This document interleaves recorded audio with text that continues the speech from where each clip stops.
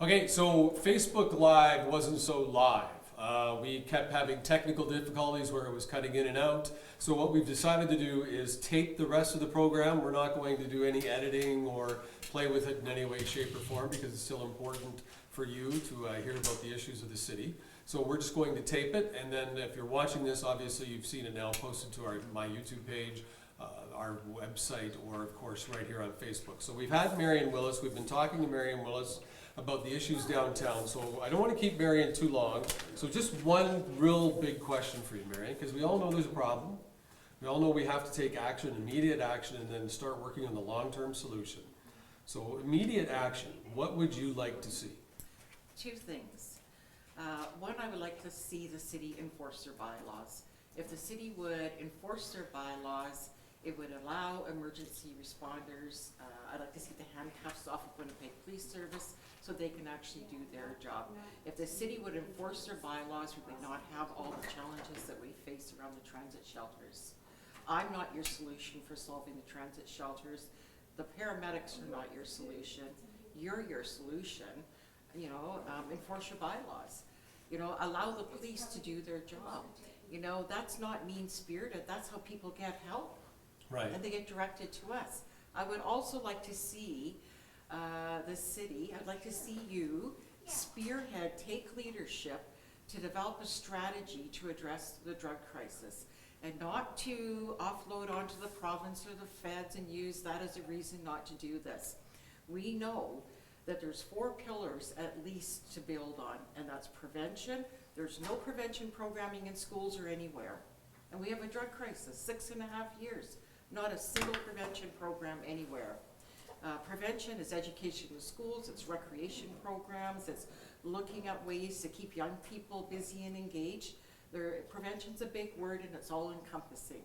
We need to see the city move towards supporting recovery programs that can work. In the community, 28-day AFM programs are no match for drug addiction. It's a waste of money. So we need to move more along thinking about recovery services and what can work for people, and we need to plan for youth, and we need to plan for men and for women and for everybody. I want to see enforcement, and I'll go back to, enforce your bylaws and let the police do their job, right? And then the 4th pillar is harm reduction. So let me stop you just for a second though, because a lot of people will hear, and I agree with you 100%. We have to enforce the law. We have to help people get out of the bus shelters, and when people hear the word police and bus shelters, they get a vision of something that's not necessarily what's happening. So you've had an experience, or must have experienced where you've had police in that situation with bus shelters. Have they been helpful? Does it help? Well, we're all stuck because nobody can really do anything. Okay. And I think the problem is complicated. It's a bit complex. For a very long time, we've relied now on End Homelessness Winnipeg with their 10-year plan and the Reaching Home Agreement, to work to end homelessness in the city. There's been a tremendous misunderstanding. End Homelessness Winnipeg is not funded to end homelessness in Winnipeg. They're funded to end homelessness for a percentage of the overall homeless population, those that meet the federal definitions for Reaching Home, the Housing First program. It's an Indigenous funding agreement. Homelessness spans every demographic now because we don't have a homeless problem, we have a drug epidemic on our hands, and that's what we need to address. So that rights-based approach that is applied broadly, through the End Homelessness Winnipeg strategy has actually been a rights-based strategy that has blanketed the entire homeless population, and it doesn't fit. And that rights-based strategy, that approach, has actually created a state of lawlessness, and that's what we're dealing with now. That's a fact. I'll say it like it is. It's not necessarily what everybody out there wants to hear, but that's the truth. And you can't fix what you won't acknowledge. And so Right. I want a mayor that has the courage and has depth of understanding, and some vision to address this and to address this for all of us. We all win. The city wins. We're all citizens. Our homeless population, our citizens, they deserve better. You know, everybody in this province, in this country, has a right to income supports and housing. I like your strategy, you know, of creating housing options for people. That's Right. innovative. We need to do that. But we also need to build these 4 pillars, and we need to get the business community around the table to help us do that.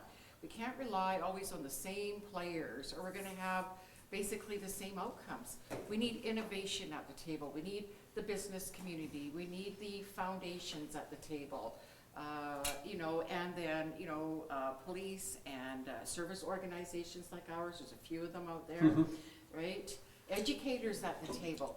We need a lot of people at the table to really develop those 4 pillars so that we can have a multi-systemic, multidisciplinary strategy that addresses the challenges of the downtown and revitalization.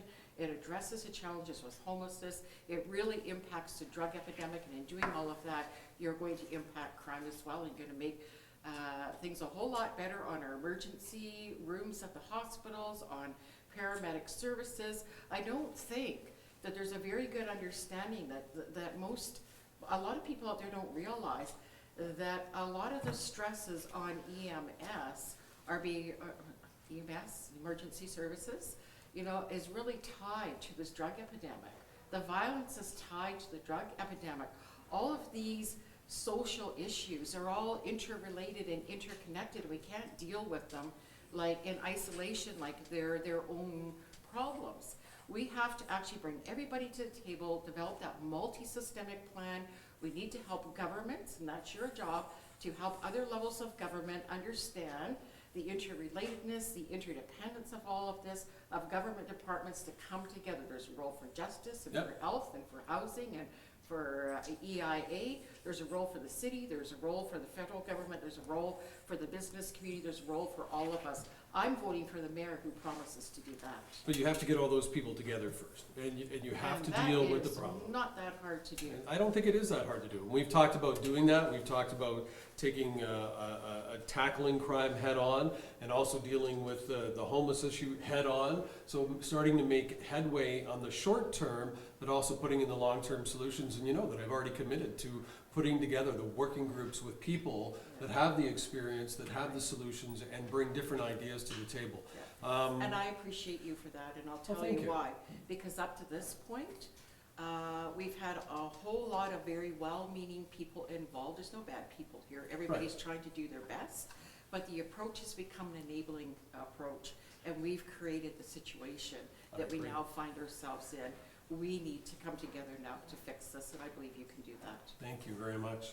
It's part of why we announced the youth initiative, $7 million in 4 years to put on programming so that the city is actually recruiting youth, that the gangs aren't recruiting our youth. And as you heard from Marion, we've had lots of gang involvement in our city. That's where the drugs are coming from. We have a lot of issues that we have to address, and crime is one of the big ones. So right now, again, we were supposed to be live on Facebook, but we're taping this, so we're going to go to, you're pointing, but Sorry.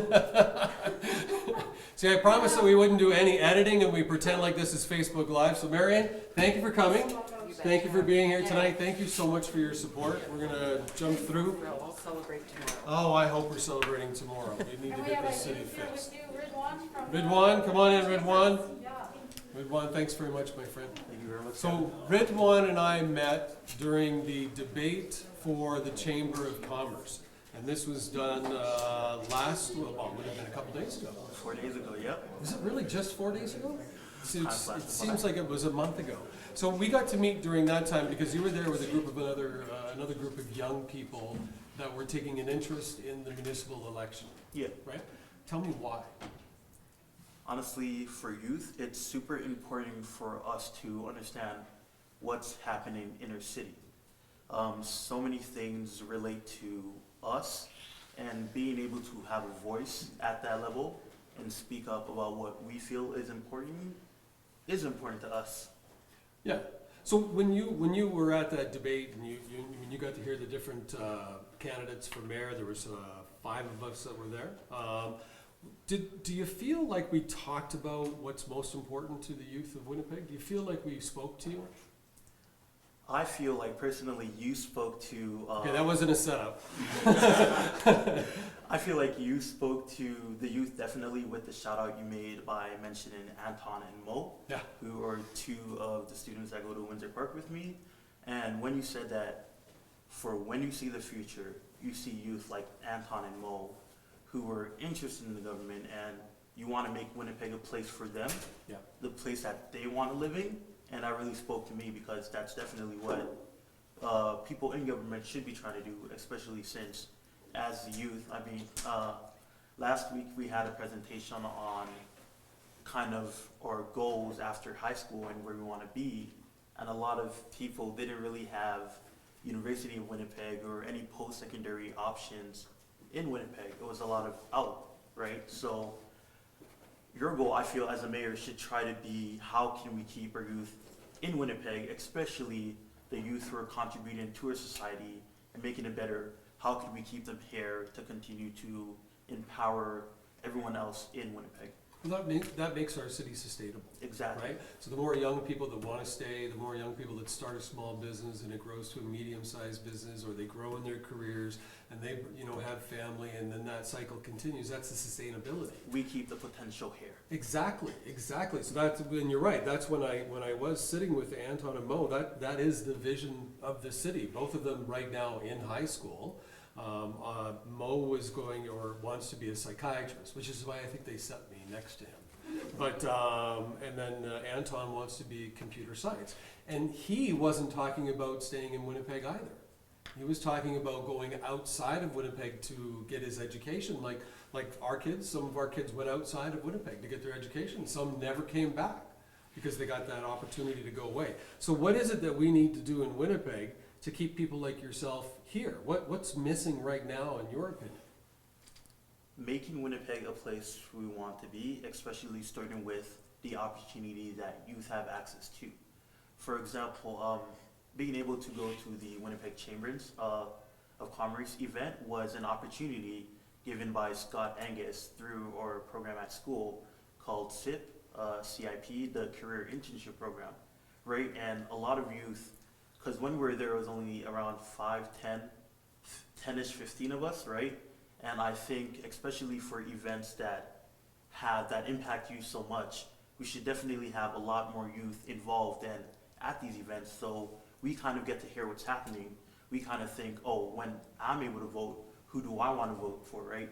Who is showing the views that I value? And I think that's definitely a way to keep youth in Winnipeg and keep them involved, and as you said, keep this sustainable. What worries you about Winnipeg? About staying in Winnipeg? What worries you? Honestly, I'm not that worried about staying. I just feel like there's so much more opportunity elsewhere, right? There's just so much more. And I've seen, I haven't lived in Winnipeg all my life, but I've seen the vibrancy and the potential of Winnipeg, right? And that kind of really gives me hope, hey, maybe I don't have to go somewhere else. I want to stay, but will there be something for me to stay for? Give me an example. I'm gonna put you on the spot. Okay, job opportunities, for example, right? Right. So Anton was talking about how he wanted to go into computer science. Lately, I've been very interested in computer science too. So if I go to the U of M and I get my bachelor's in computer science, will there be a job opportunity waiting for me when I finish, right? Will I have to spend another 4 years trying to get a degree that will enable me to work, right? Right. And that's kind of something that worries me, that I kind of have to think, hey, where else in the country gives me that post-secondary opportunity, right? Right, because you're gonna wanna go somewhere where you can get some experience while you're going to school, and that might take you outside the city. Exactly. So really, the city, in our leadership, we should be looking to be, really connecting with these younger businesses as well in other cities. I find the city doesn't do a lot of sales calls, we'll call them, to the smaller tech companies that are in Vancouver or in Toronto, because I would think that there's more value for those companies to come here and establish themselves in Winnipeg, because we have such talented young people we have such, fantastic post-secondary schooling opportunities that really the city should be working for you now in attracting those businesses here and trying to establish them and doing what we can to establish them so that in 5 or 10 years, when you're ready to enter that workforce, they're already here and you don't have to go find them elsewhere. If you can do that, that'd be awesome. Well, it's all about, right? It's about trying to sell the city and trying to bring in the right people and thinking about tomorrow. And that's you guys. So I actually wanted to bring you on just because I thought you were great there. I thought it was great that you guys wanted to be engaged in the debate, that you were active in the debate, and I hope more young people will actually participate in that. So thank you so much for coming today. Hopefully you can vote, and if you do vote, hopefully you'll support me. But whatever, stay in Winnipeg. Don't give up on Winnipeg. All right, Because give me there's a a lot reason here. not to. Okay, I'll give you a reason not to. You stay in Winnipeg. Again, we were supposed to be live on Facebook, but we weren't able to do that because we were having a lot of technical difficulties. We've had a few questions come in that we'll get to, but I want to talk to about community right now. And this is a friend of mine, Suk. How are you, sir? Good. Thank you so much for coming down. So Suk has introduced me to a lot of cultural activities, especially in the last few months. And one of the cultural events that I attended was a sporting event. I don't know if anyone's ever had the opportunity to see this. So I'm like a typical Canadian guy. Hockey, and then hockey. I do martial arts as my own thing for myself and just for meditation and so on. But I got to go see this sport with you, Kabaddi. Kabaddi? Yep. So you have to see this sport. This sport being brought to our city. First of all, I think it was fantastic. There was thousands of people to watch this sport. And it's funny because you watch the athletes come out, you don't know what to expect, and it's like all these huge monster in shape football players. Abi Khan was there and looked small. Like it was very interesting. So tell me what it's like for, because obviously you came to Winnipeg, this is your new home. What is it like to bring those cultural events here? What's that? What is it difficult? Are you finding people in Winnipeg are accepting them? What's that like? So when anyone migrate from another country to Canada, they want to bring their culture to Canada, right? So Kabaddi is a traditional game. So it's like a hockey back home, right? So whoever settle here, they're missing something, right? So we as an organization, we want to keep those guys happy, right? So we bring down the Kabaddi so they can feel like a home. Yeah. So the community is growing. That's why we got a Kabaddi, we got a field hockey, which is different than the ice hockey, right? Yeah. And then we got cricket, right? So all those games, they are in their blood, right? So in this city, the community is growing, so they want to see those games also growing, right? So what do you find in the city right now? Like, is it difficult for young people that are making Winnipeg home? Is it difficult for them to get into certain kind of programming that would feel like home, like for different sports, or is the city doing enough to make that available? For the young kids, it's easy because through the schooling they get connected with those programs, right? But the old age immigrants, as example, my dad, right? They got no opportunity to connect with those programs, right? Right. So they are lacking behind. Right. Or if I give my example, I migrate at 27-year-old, right? So I can't go into the ice hockey because I missed that period. I can't get that training. Because when I migrate, I need to start my life. I'm concentrating more on the work, on the business side. So then we need to go back to those traditional things, right? Right. So for my daughter, it's a lot easier to go with the ice hockey or the typical Canadian culture, right? Right. But for me, it's a little hard. Right, but don't you see, like, I think if we create more opportunities as a city, and I'm starting to see that now, we're more, as we start to blend our cultures more, Yep. everyone starts to you know, participate in not only the sports differently, the cultural events. Yep. I mean, food is a big part of culture, and obviously food plays a big role in our city, and we have lots of different cultural foods available. But I think that, you know, one of the conversations that we had and why I wanted you to be a part of my discussion today is that it's so important for us as a city to be opened up to some of these new ideas. Yes, because every community have their own ideas. They have their own requirements, right?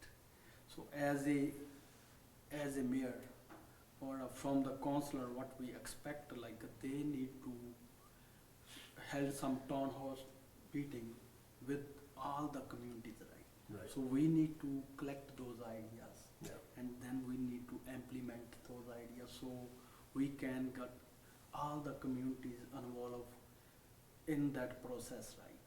Mhm. So everybody can feel like this is my city, Right. this is my home. This is home. Yeah. This is home, because I hear from so many young people, even new Canadian families, they don't feel like it's home. And I think that there's a lot that we could do with that. So I think if you've never watched Kabaddi, Yep. if you've never watched it, you have to go on YouTube. It's an incredible sport. It's a lot of fun. But it's one of the things that I want to do as mayor, is I want to make sure that we're bringing our cultures together more, and that our young people feel at home in Winnipeg, that this is home for everybody. Thank you. Good luck. Thank you. Hopefully, tomorrow will hopefully be a good day. Thank you very much. I appreciate that. Somebody sent in a question. It was supposed to be live on Facebook. We're not doing it live. We've got a few more minutes here. But about the red or the flashing amber lights in school zones. So we've already made an announcement about that. We've talked about the amber flashing lights. I worked with Chuck from Expert Electric about that a long time ago. He wanted to put amber flashing lights in every school zone. He offered them free to the city. It was a fight for years and years. We finally, after several years, got the city to agree in principle to put up flashing amber lights around the city. But unfortunately, we've only put up one. And this to me is just, it's not how we should be acting as a city. The flashing amber lights are safety for our kids. It's also an opportunity to warn drivers that they're in an area where they're supposed to slow down. So I made an announcement along with Chuck that we'll take funding from the photo radar cameras, and we would use that funding to ensure that we put flashing amber lights in every school zone. So that was a question that came on Facebook, and that is something that I've already committed to doing. So you can watch for that to happen as soon as I do hopefully get the seat in the office of mayor. I want to talk to Tim Dyack now. Tim Dyack is a Winnipeg police officer I wanted to introduce you to. Tim is a friend and is running in St. James.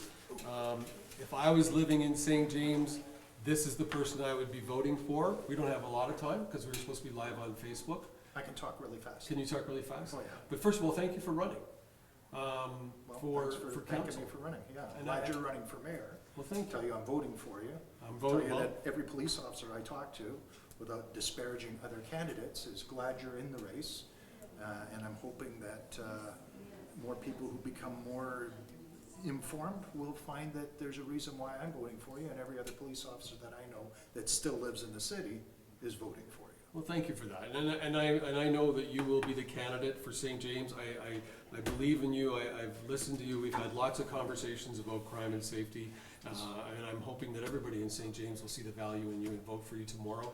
I think you'll make a great candidate for that It's so area. close to the word, isn't it? Just, you It's would what? be, what would you be doing? You'd be endorsing.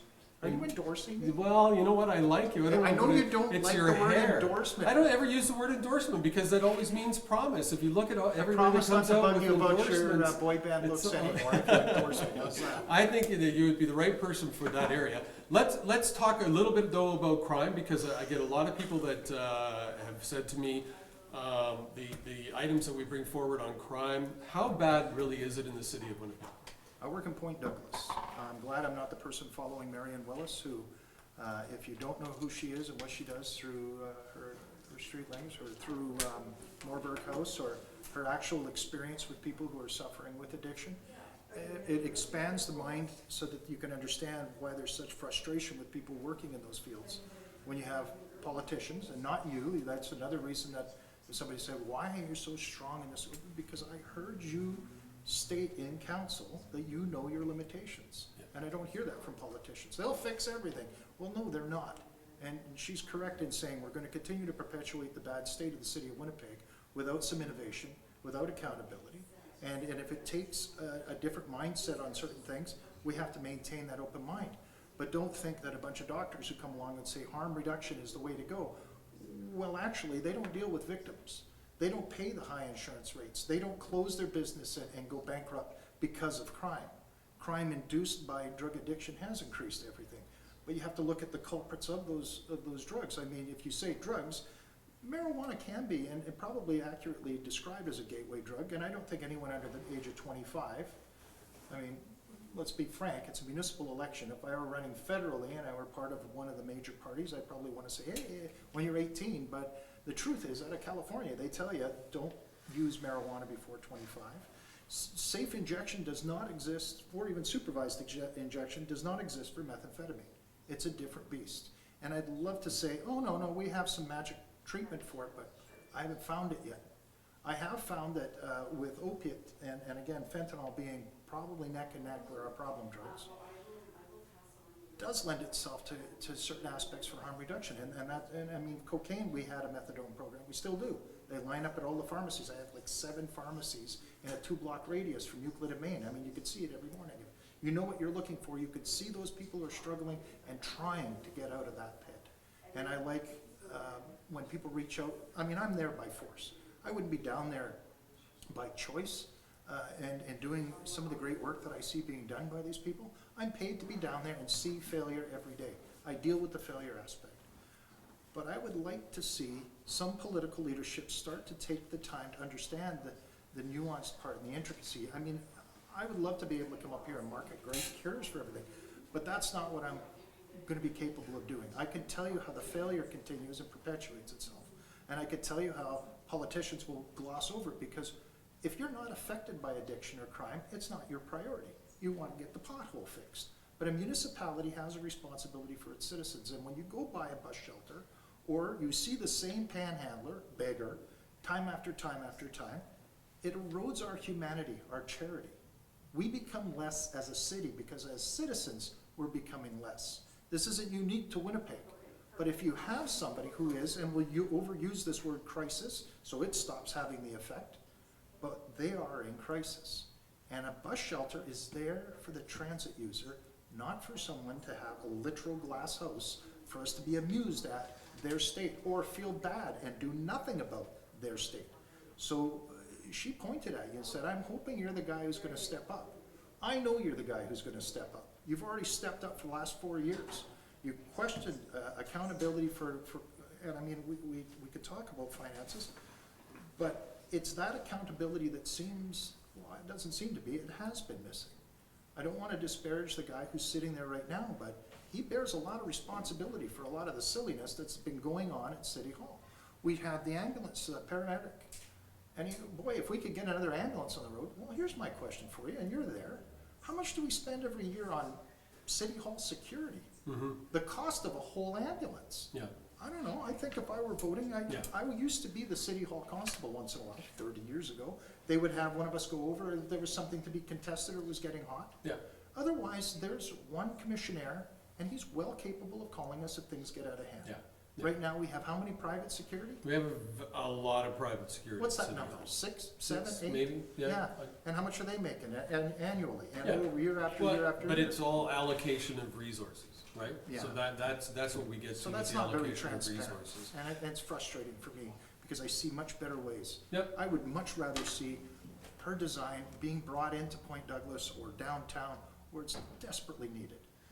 The Bruce Oak Foundation, I mean, that's fantastic, but it's way out there, and it's not what we critically need. It is so important to have long-term care, because that's how long it takes. So is somebody going on to council then, or hoping to go on to council, are you then saying that you think we just need more boots on the ground or better allocation of our resources? More Because efficiency. it's a fair question to ask, It's right? a fair question, but I've got to back up. The common vernacular is boots on the ground. I literally am a boots on the ground. Yes. I'm a beat Yeah. officer in Point Douglas. Yes. beat officers are window dressing, and they're effective only in high-density areas. I'm unique, I'm one of only 4 of us, so we work in pairs. Okay. And we cover off 365 days a year, just in basically Euclid and Maine, and sometimes a little bit down Selkirk. The high density where it is downtown by Portage Place, that's where they have resources applied. But to think that you're gonna put beat officers in Fort Rouge, you know, I used to be the beat cop in up and down Osborne. The closure of the Osborne Village Inn, it would be an underutilized use of a police officer. Okay. So where I would, if I were in council, or if I could be, you know, advised on council, steal an idea that works. And Detroit, Michigan had much worse problems than we do right now. In the last 6 years, that name, you hear San Francisco, you hear New York, Chicago. Yeah. Why did they manage to lower their crime rate? And they're bragging now their crime rate hasn't been this low since 1966. Project Greenlight Detroit. Make the efficiency of the police dispatch Yeah. without burdening the 911, because it's already bursting at the seams. Right. And you get the high-end, talented, experienced people working there, and when they burn out and they can't do it anymore, well, it takes 2 or 3 people to replace that person. That's not cheap. Yeah. So Project Greenlight Detroit started off 6 years ago. Just team up. You've got a camera. There's a camera on the bus already. Yeah. There's no violation of privacy. Yeah. I hear all these people, well, now Big Brother's watching. We don't have the people to watch, and I hate to break it to you, you're not that interested. So it's part of some of the solutions that we have put forward, especially for transit, is having that camera available. Yes. But we've also talked about the fact that, you know, we have to make sure our resources are out of hospitals, because we spend a lot of time with resources in hospitals. We have to get them out of the hospitals. We have to deal with all that kind of stuff. Last week, I dealt with that, and I was there on overtime, and I'm an old guy with a kid that could have been my grandchild, an 11-year-old boy who was displaying suicidal tendencies and wasn't able to see, just got out of the crisis.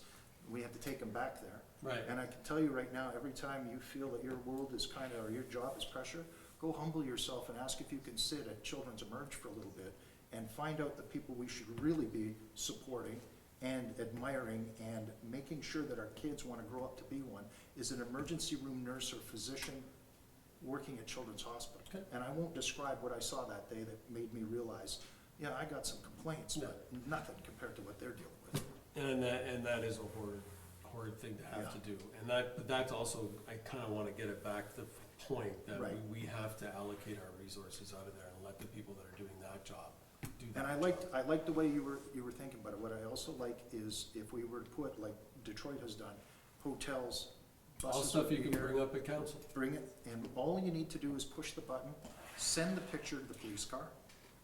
We'll figure it out on the way. And that's- those are the long-term solutions that we have, but the short-term solution is we have to start doing something. That long-term solution, I mean, sorry that Facebook Live crashed, but that short-term solution could be up and running in a matter of weeks. Good. And that short-term solution would become our long-term solution. I mean, it's just that we don't even have to reinvent the wheel. We can look at what they did, and all of the gauntlet, all of the people that protested, well, those protest voices are like the defund crowd. Okay. And if you look at Vancouver's municipal election from last week, who won that? Yeah. All 19 councillors and the mayor won. We have a lot to do. Thank you very much. I got more I want to talk I know, but thanks for coming in. Good luck tomorrow. about. Thanks for the endorsement. Yeah, thanks for coming in. Didn't We're see the endorsement. we're supposed to be Facebook Live. It's not supposed to be a talk show or the Tim Dyack show. Yeah, the So, Tim Dyack show. But that's what it turned into. The reality and why I had Tim here is that I think he's a good candidate for the city of Winnipeg, but we do have a crime issue, and we have to start looking at different ways of dealing with our crime issue. I want to sign off tonight, but I went with one final person who had spent some time on council. He's helped on our campaign a bit. He's also famous for great sandwiches. Probably more famous for great sandwiches, but to share a little bit about us, about some of the other candidates running. How are you, sir? Well, thanks. Garth Steek. No, first of all, I'd like to thank you for running. It takes enormous courage. I thought it was fascinating that you were interviewing Ms. Willis. She talked about your courage. And I picked up on something Tim Dyack talked about. He talked about leadership. You talked a lot, though. I didn't notice that. The fascinating thing is that's what this election is about, leadership. You've been somebody who's been direct, unambiguous, you've been reasoned, and I think most important of all, you've been visionary. One of the young ladies over here, mentioned that one of the great attributes that you have is that you listen. You only had to look at the diversity of people that came through here tonight. They came here because they support you. I feel very, very strongly it's the most important election in the history of the city. I will tell you that tens of thousands, and I have no problem in saying that, tens of thousands of Winnipeggers are going to be supporting you. We know it's been a tough campaign, but I believe that tomorrow you'll be the mayor. Two issues that I think are absolutely critical, Kevin. For 4 years, you had the courage of your convictions to stand up to the bullying tactics that we saw from the mayor and EPC. I'm going to take the liberty of making comments about a couple of your significant opponents. One of the two issues that you focused on, obviously, public safety, crime prevention has been spoken to eloquently by Mr. Dyak. The other issue, though, that's paramount to the citizens of Winnipeg is this new taxation levy that's coming down the pipe from Gillingham. People cannot afford another 7%. A lot of senior citizens are having to make decisions between whether they pay for food or they pay for medications. That's unconscionable. The whole idea of the frontage levy is grossly unfair to people that have larger lots. The worst part of all of this is it may be just the beginning. We don't know how much more taxation we're going to be lashed with. I think one of the things that you have to take into consideration as well during your time on council where you held the mayor and EPC accountable, Gillingham, as the chair of finance, was there when reserves were depleted. He's lashing us with new taxes now, and once again, with reference to Mr. Dyak, it was a case of he led us over the bridge and into the water on trying to reopen the pension benefit package. Cost the citizens of Winnipeg in penalties and damages $600,000. Simply unconscionable. Your commitment to hold bureaucrats accountable is something that's long overdue.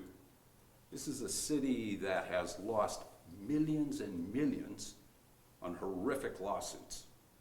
We don't have to look any further than the $7.5 million we had to pay back in impact fees. That was directed by this mayor, this EPC, and the man who was the finance chair at that time. You don't have to look any further than the fact that they supported the initiative relative to finally filing a statement of claim, except it was past the 6-year limitation, and we landed losing out on a $40 million liability. Winnipeggers have to be reminded about that for the simple reason that, number one, they can't handle the tax increases, but people know intuitively the place is ineffective and inefficient, and they don't believe for a minute with these rapid tax increases it's going to eradicate anything. That's why your leadership on that is so critical. The other thing I will say is this, is that we know it's going to be a photo finish here. Okay. I think that we've seen significant discourse relative to former Mayor Murray. I'm going to be here again direct and unambiguous with you. I was on council for 5 years with Murray. The revelations about him being condescending, arrogant,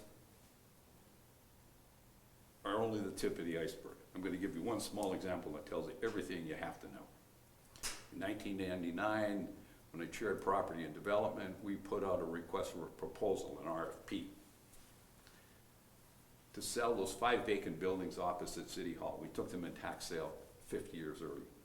When Murray heard that the RFP had gone out, he came into my office, quite literally yelling and screaming, and I just laughed because it was so outrageous. He said, "What's the authority for putting this RFP out?" I said, "They're vacant buildings, we need something to happen."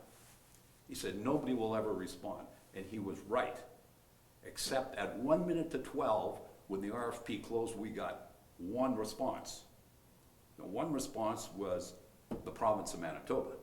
The net result is Red River College. It was a $5 million investment. There's been multiple $1-million investments since. We're in a situation where you've got thousands of students on the street that gives the vibrancy that we need. I bring it up for one reason. There are a multitude of events like that the citizens know nothing about. If Murray wasn't getting the glory, it wasn't happening. He didn't have to look any further than when he threatened to bury Harry Lazarenko. He didn't have to look any further than when he told a police officer early in the morning, "How dare you give me a ticket?" That kind of conduct in a mayor, in anybody, is unconscionable. We're looking for leadership. The leadership that you bring is open, honest, transparent, accountable. That's what the citizens of Winnipeg want. Nobody expects perfection, and you've said on a multiplicity of occasions, look, I don't have all the answers. But the fact that you were here tonight, listening to so many people, tells me that you have a passion for this city. The last thing I would say is simply this, that it's well marked that the moral arc of the universe is long, but it bends toward justice. I believe that tomorrow you're going to see justice when you're elected mayor. I believe during your term, you'll do justice to the citizens of Winnipeg, as they are today, and to future generations. I firmly believe you're going to go down as one of the great mayors this city has ever had. And I say that without any concern, for the simple reason that I've said repetitively throughout this campaign. I have never seen anyone who's a finer mayoral candidate than you are. And in the ups and downs of a campaign, you've been tough. You know what? The city needs a champion. The city needs a mayor who is honest, truthful, a mayor we can be proud of. And there's no question in my mind, you're that person. Wow. Thank you very much. Wow. Thank you. Thank you very much. Well, we were supposed to be on Facebook Live. That's quite a moment.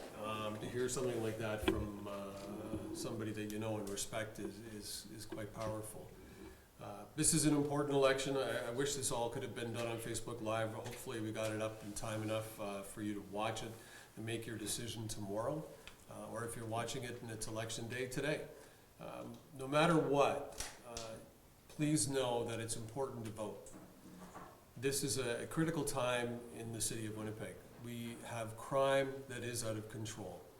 We are missing a generation by allowing gangs to get to our youth. We're allowing gangs to recruit young people in our city on a regular basis. We have to stop that. We have a homeless crisis that is not getting better. It's getting worse, and we have to take action on that. Now is not. It's not the time to be adding on more taxes, more fees on the parking spots, increase your water. We are getting hit from every angle at the grocery store. We found out about natural gas.